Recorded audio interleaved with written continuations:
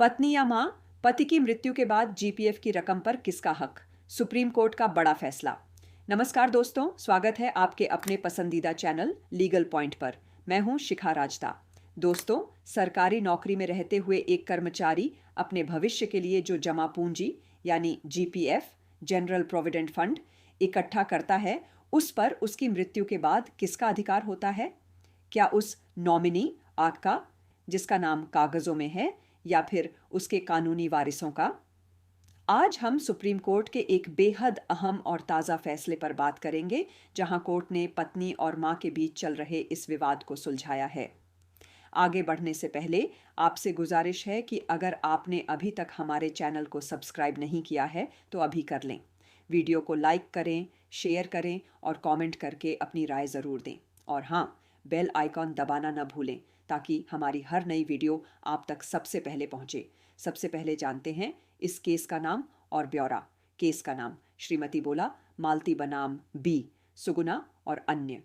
Case number civil appeal संख्या 14,604 वर्ष 2025। अदालत भारत का सर्वोच्च न्यायालय, बेंच जस्टिस संजय करोल और जस्टिस नोंगमेकापम कोटेश्वर सिंह। फैसले की तारीख 5 दिसंबर 2025। चलिए अब आसान भाषा में समझते हैं कि पूरा मामला क्या था। इस केस में एक सरकारी कर्मचारी जिसका नाम बोला मोहन था, उनकी मृत्यु 4 जुलाई 2021 को हो गई थी। उन्होंने अपनी नौकरी की शुरुआत 29 फरवरी 2000 को की थी। उस समय उनकी शादी नहीं हुई थी, इसलिए उन्होंने अपनी मां, जो इस केस में रेस्पोंडेंट नंबर 1 है, को अपने जीपीएफ यानी जनरल प्रोविडेंट फंड के लिए नॉमिनी बनाया था। इसके बाद 20 जून 2003 को उनकी शादी हो गई। शादी के बाद उन्होंने अपने कुछ फंड्स जैसे सीजीईआईएस और डीसीआरजी में तो पत्नी का नाम जोड़ दिया, लेकिन जीपीएफ के नॉमिनेशन फॉर्म में बदलाव करना वे भूल गए या नहीं किया।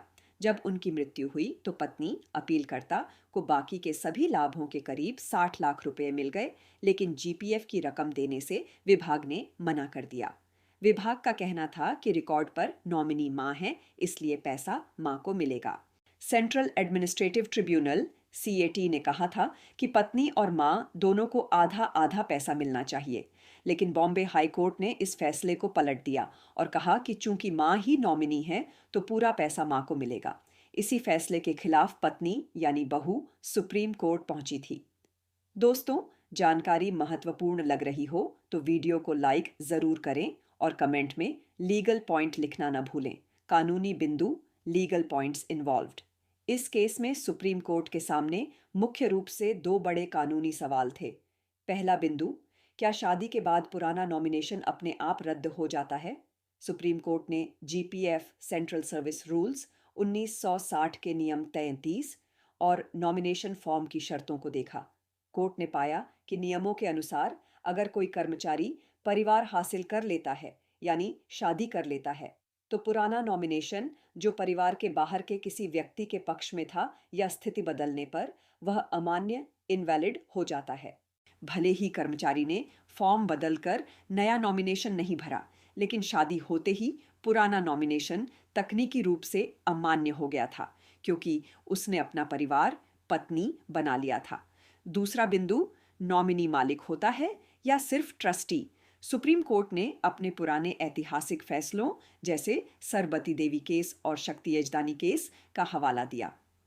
कोर्ट ने फिर से यह स्पष्ट किया कि नॉमिनी केवल पैसा प्राप्त करने का जरिया है, वह उस पैसे का मालिक नहीं बन जाता।